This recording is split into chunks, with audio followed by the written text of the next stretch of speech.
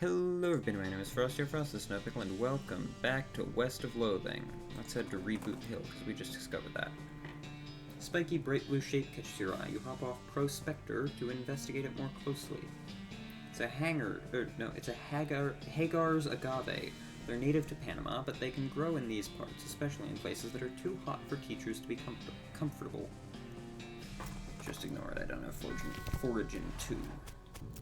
Wow, these trees! Hello! Such trees they are for spooking. Yeah, no kidding, these are grade A scary trees.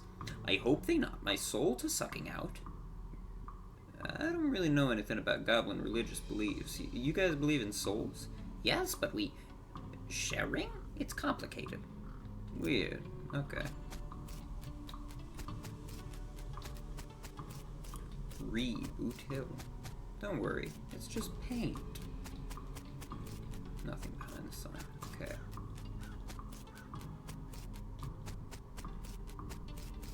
Anything over here?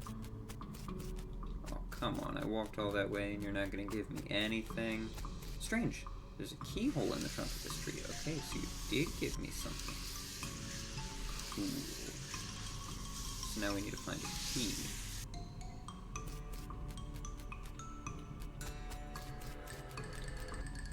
You see the ghost of an elderly woman holding flowers. She seems lost and depressed, above and beyond what's expected for a ghost. Howdy, ma'am. Is there something I can help you with? Oh, it's so awful. I can't remember. I can't remember at all. Let's start at the beginning, okay? Well, you see, I had 4 daughters. They married 4 brothers, the Smith boys, and after that, they each had 5 daughters of their own. Unfortunately, I outlived every one of the 24 of them. You know you're a ghost, right? Oh, yes. In fact, I died here in this graveyard where they're all buried. I came to visit them, and I suppose my poor old heart finally gave out. That's not the problem, though. 95 years is a pretty good run, after all. So, what did you forget? I brought this bouquet of flowers to put on my favorite granddaughter's grave, but I can't remember which of them was my favorite. I'm so ashamed, and I can't bear to leave until I remember. I see. Well, maybe I can help you figure it out. Oh, thank you. I'd appreciate that ever so much. No problem, man. Can you remember anything about your granddaughter? Well, I'm quite certain her first name ended in a vowel. Okay, anything else? I remember I was 40 when she was born. Oh, no, 37. Or was it 42? It must have been somewhere in that range, at least. Okay. Anything else? Her first name was longer than her last, just like mine. Anything else? I wasn't buried next to any of my daughters. Okay, hold on. I should be writing this down.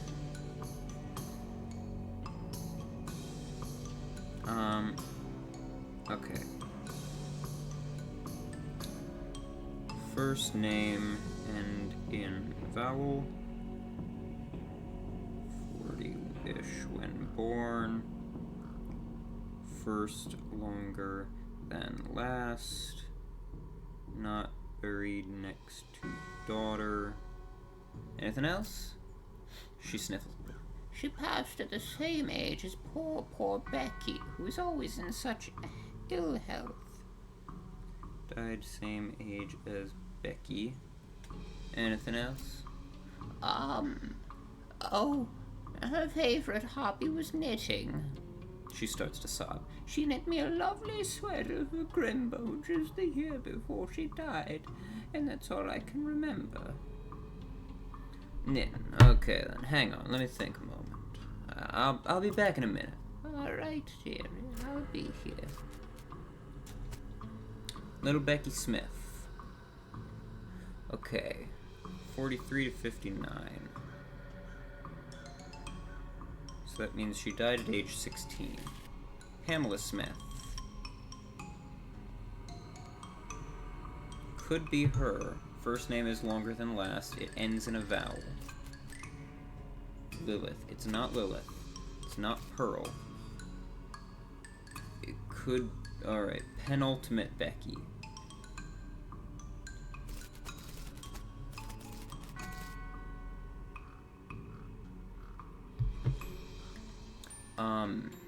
Penultimate Becky does not fit the age requirement. Leslie does not fit the age requirement. Penelope, I don't think, yeah, does not fit the age requirement. Patricia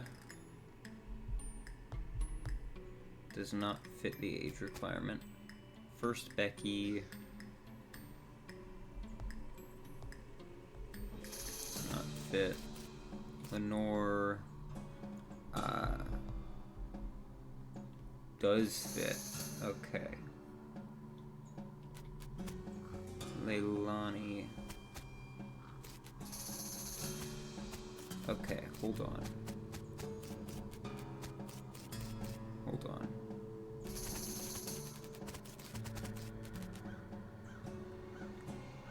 She died when you were 40-ish. You're 95. So...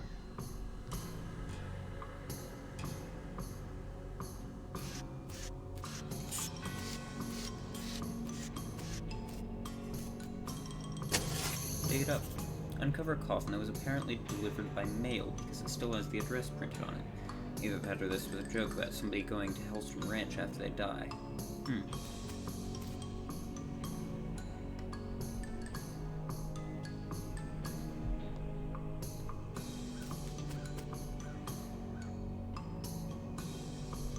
Alright, so. Can't be Melissa. 40, 42, 16. So, 16 is going to be one of her daughters.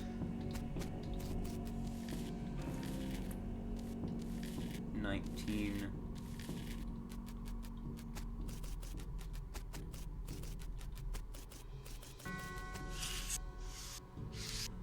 20, that'll be one of her daughters. So it's not Pamela. Could still be Lenore.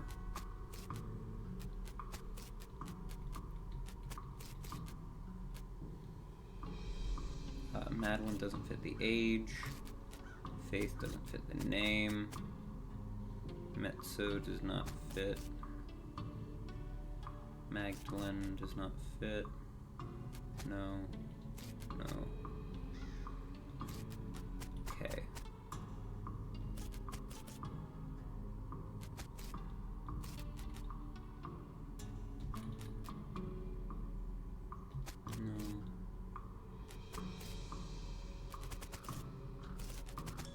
So I think it was Lenore. I still can't remember which of my 20 granddaughters was my favorite. Please, can you help me?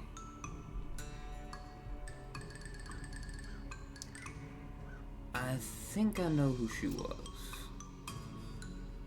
Granny's face lights up as you nervously glance at the tombstones behind her. Did her name start with an F? An L? Granny's eyebrows raise hopefully. Was it L-E? Granny's eyes widen. Lenore?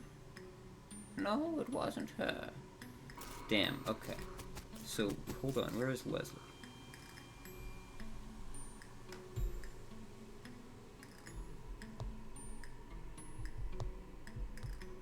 "19 when Leslie died. What about Leilani? Leilani died at 15. Little Becky died when she was 16. Okay, little Becky and Leslie died in the same year.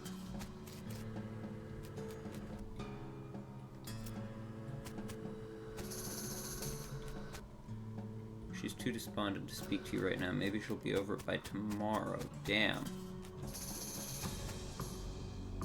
Oh, there's more over here.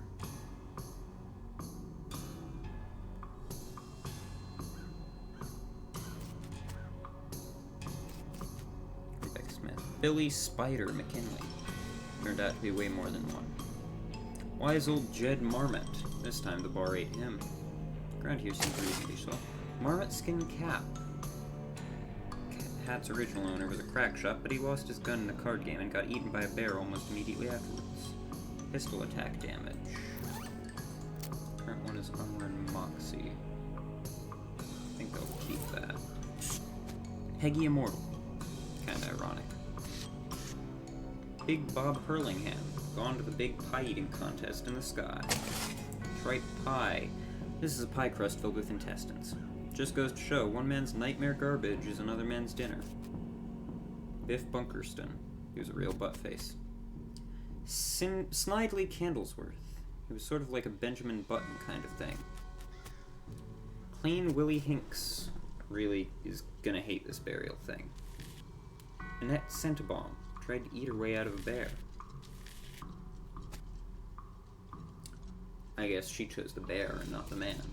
Buck Jeansley. Nobody ever saw a man die that way before. Well, damn, now I want to know how he died. Looks like there's a whole gang buried here. Wade in. Oh, wow, you guys got a lot of health. Okay. You have more health than I do. So we're gonna summon Bean. We're gonna summon Bean Shield. We're gonna summon a Bean Wall.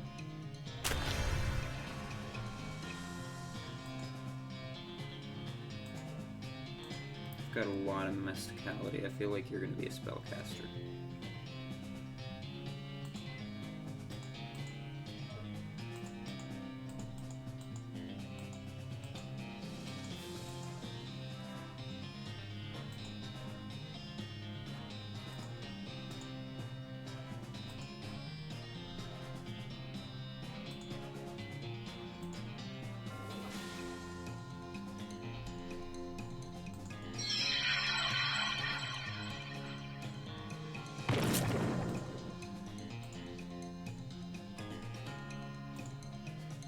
Let's summon a goblin from.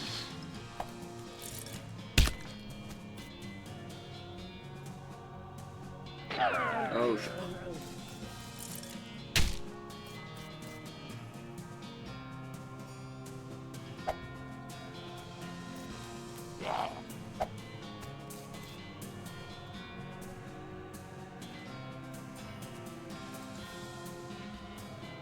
Whoa.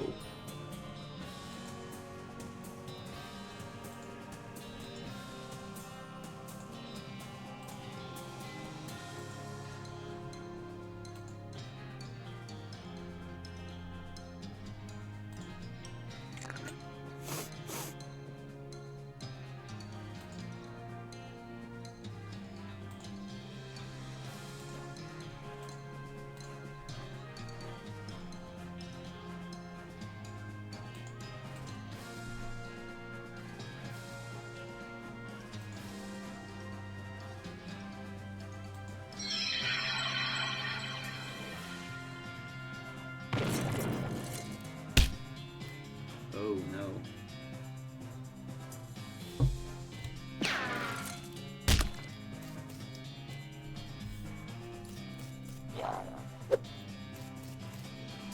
That's not good.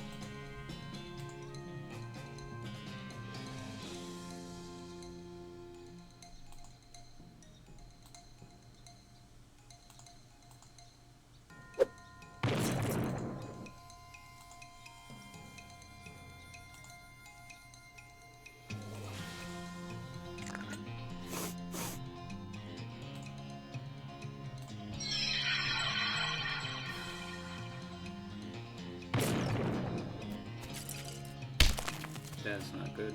That's really not good. That's not good.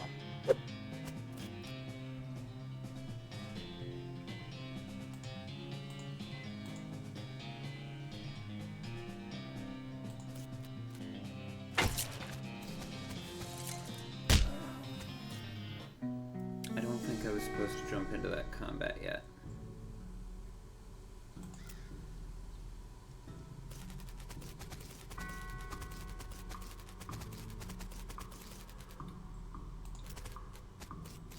Alright, plot number 2.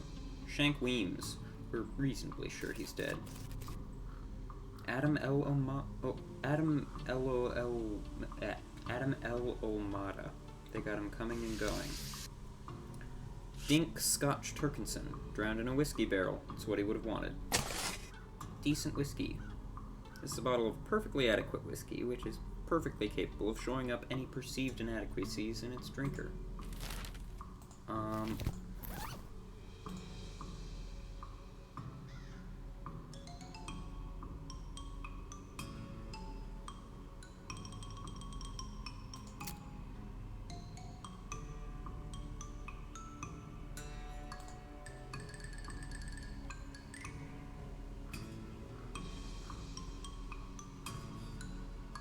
Used up so much dynamite in that fight. Old Dead Tom. Took us kind of a long time to get around to this. Fred Deeks. Couldn't remember the rhyme about which snakes are poisonous. Patent emetic. This substance cures poisoning by making you vomit, but luckily medical science has confirmed that vomiting is the cure to basically every type of poisoning. Gnarled Flints. Died as he lived, screaming. Annette Jangle. First lady bicyclist to ride off a cliff. Riding boots. Boots are made for riding, but not the kind of riding you're probably thinking of. Maximum action points, and... okay, these are better.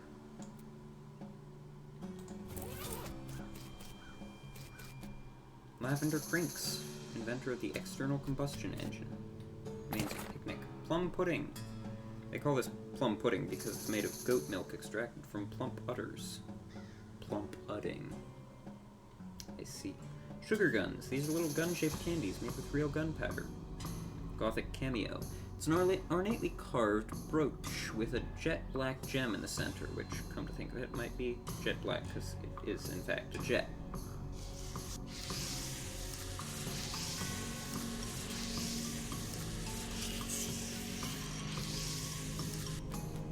Vernon Pensacord, professional sword swallower. Dynamite Jim Fresca, all the bits we could find. This tombstone is big and fancy and has a door on the front. Open the door. Inside, there's a document and a weird little metal object. Read the document. The document describes a tontine, the burial wishes of Chet Bustersley, and a weird sequence of letters. B-T-T-L-I-T-R.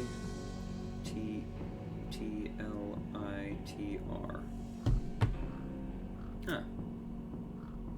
Take the object. Pick up the object. It looks like a piece of a broken key. Interesting. Don't have lockpick in 2. Don't have safe crack in 2. Alright, let's head back to plot 3. Paulette Tewksbury died of a disease we don't have a name for yet. Skull chips. Based on the contents of the coffin, you'd have called it exploding skull syndrome. Perletta Fink. Territorial scoffing champion. You're not going to get past this barrier of whirling bones without, well, making it so there's no barrier of whirling bones here anymore. Dispel them.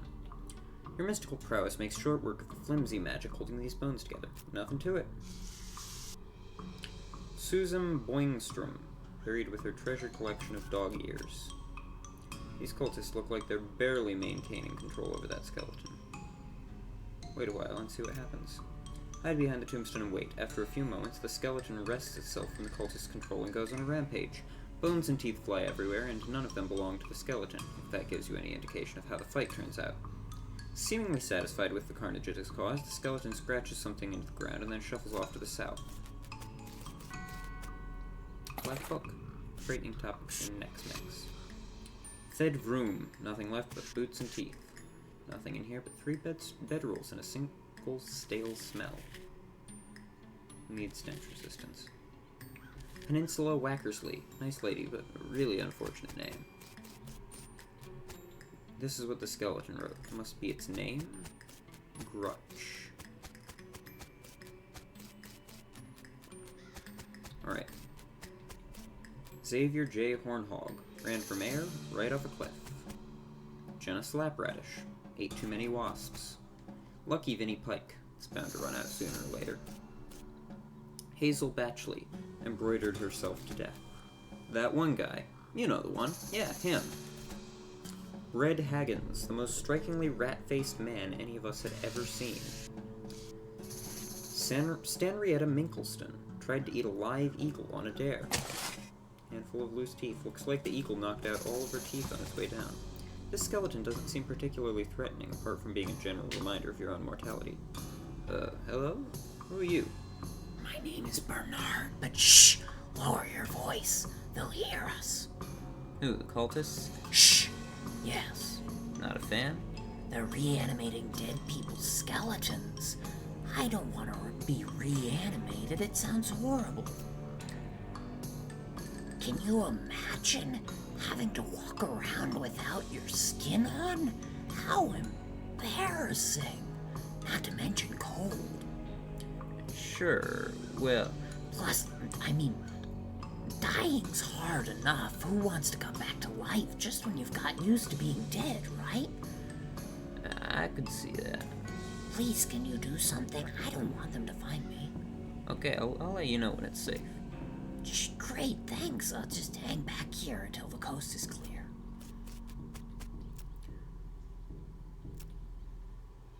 I took care of them already. Great. Oh, that's a load off my mind, let me tell you. Here, you can have this worry stone. I don't need it now. This rock has had a hole rubbed in it by incessant worrying. Fidgeting with it will stop you from looking so anxious all the time. Goes in your offhand. Cool, thanks. I've got a small plush owl currently. I think that's probably a bit better.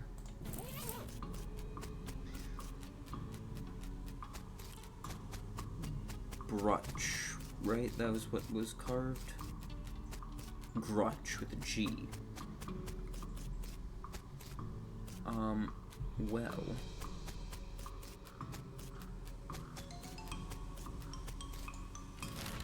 What if we go to the West Pole? Going back here, and say Grutch to the thing here. Oh wait, it wasn't the West Pole. Or was it?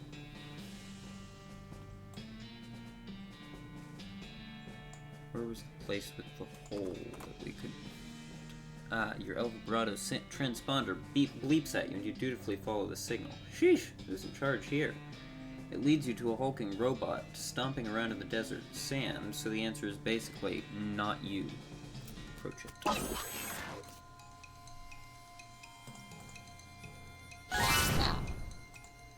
So that, buff my armor. Hot damage.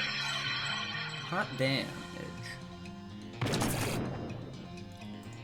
Let's blast with spores.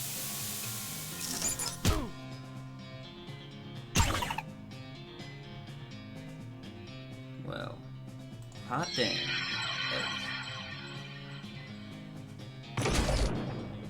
Blast it with spores again.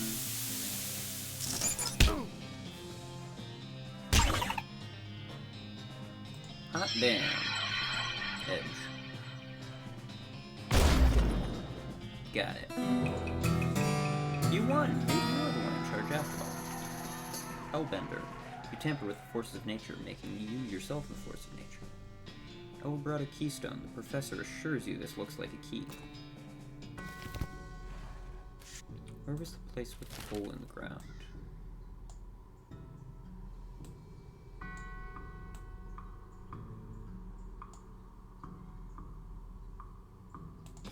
thought it was the West Pole.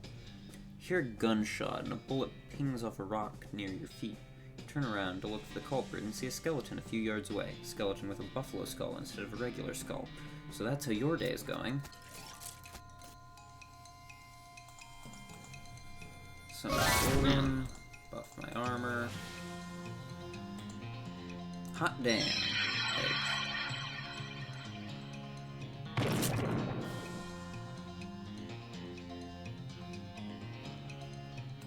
Let's, for you.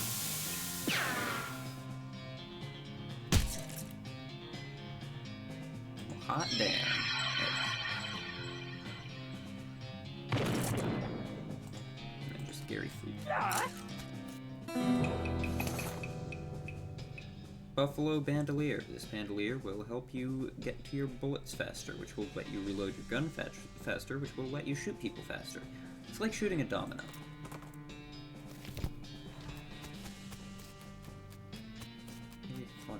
Oh, it was the rock. Roch.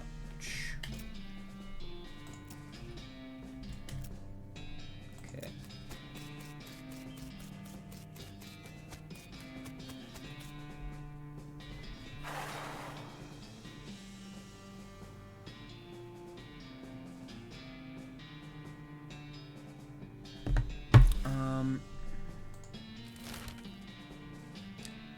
Let's head back this way. Back into the charted waters. And let's wander a bit around here. Destroyed campsite. Discovered 37 locations out west. You notice a campsite off in the distance that appears to have been very comprehensively trampled to ruin.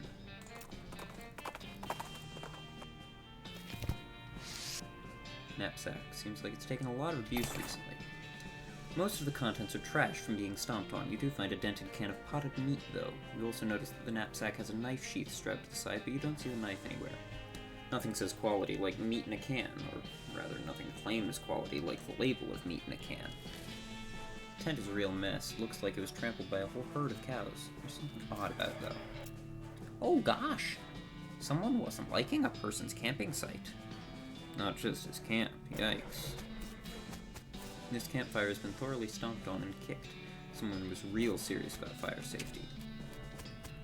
Yikes, you think maybe this used to be a person? This human is popped. Gary did not know a human is to popping. No, we don't. Not in the sense I think you mean it anyway. This meat. It is a very large all of it. A human contains all of this? Well, yeah. Ugh, I could not bear to carrying all of that. So squishy. Cow tracks leading away from the mangled corpse. Probably wouldn't be hard to follow them. Since you have a reason to believe these tracks may be a fake, you could either follow them or head in the opposite direction. So go the opposite way. You head in the opposite direction for about half a mile and discover another campsite, this one occupied. You observe the campers carefully from a distance before approaching. Considering that they're dressed as rodeo clowns for some reason, you're a little hesitant about approaching at all. Ugh. There doesn't even seem to be a rodeo anywhere nearby. Why would they do that? Approach the camp.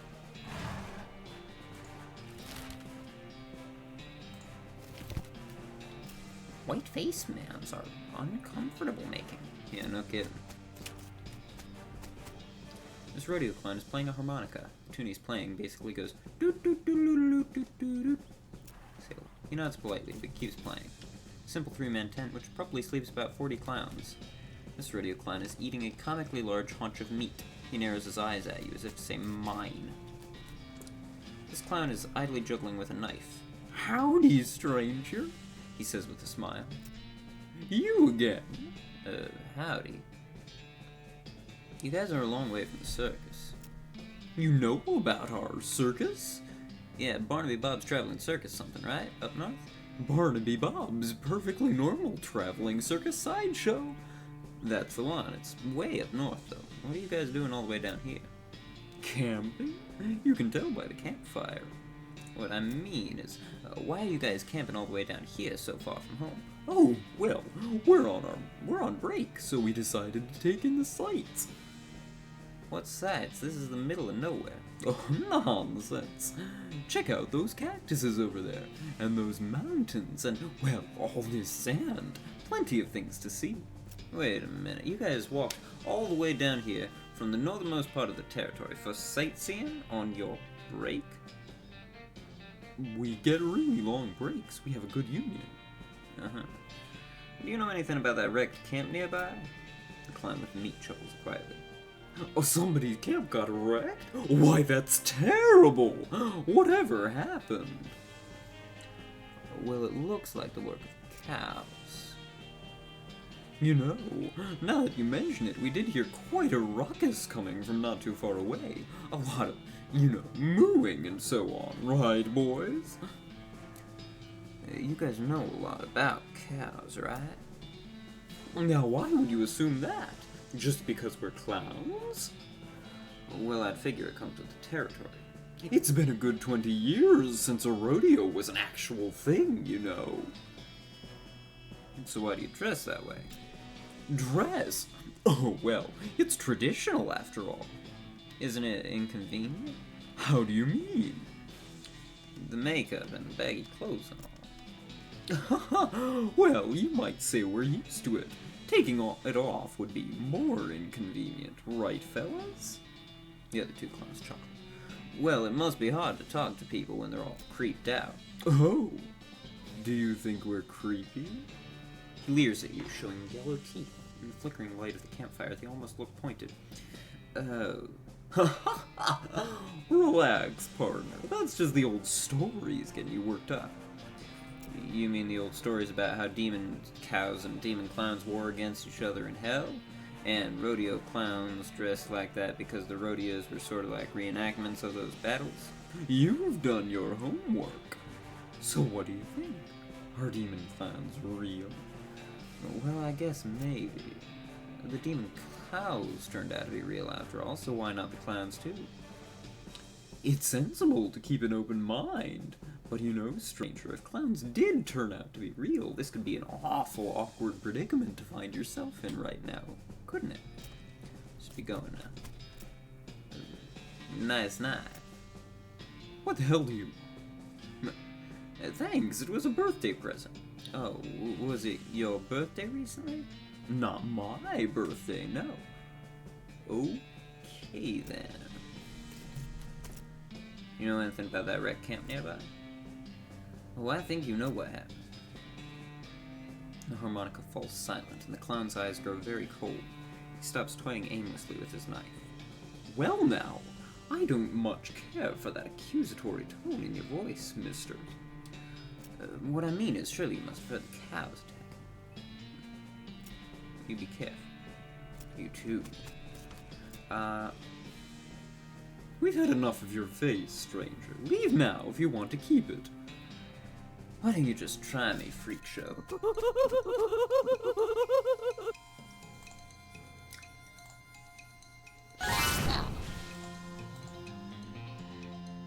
Armor. Bean wall.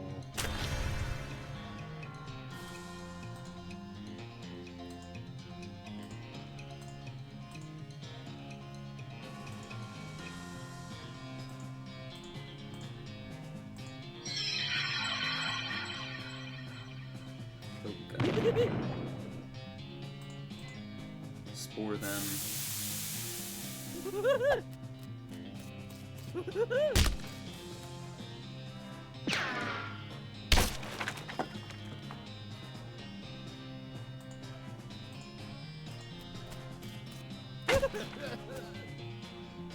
Spore them again.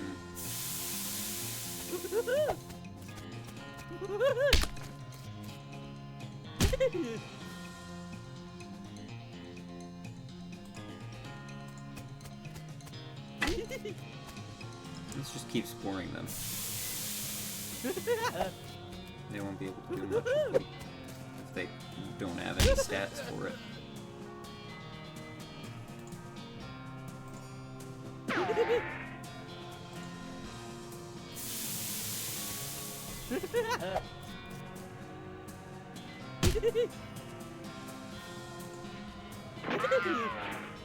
Now we can just carry food.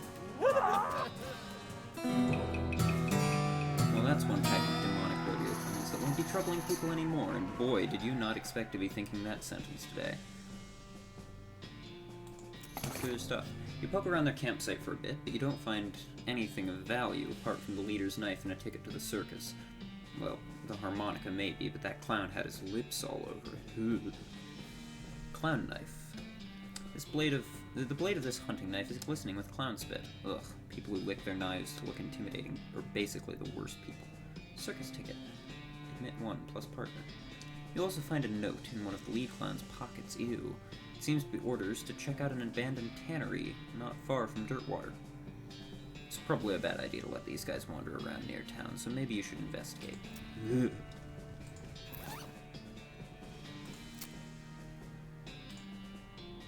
Beefus's thigh is better.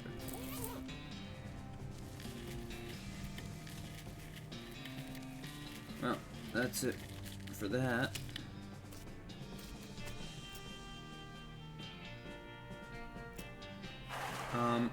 Well, that's going to be the end of that episode, I think. So to the people on YouTube, thank you very much for watching. I do hope you enjoyed. If you did, feel free to hit every button you can find on YouTube. And I will not see you in the next one because I'm looking at a webcam, but if you choose to watch it, you'll see me in the next one. Fare thee well.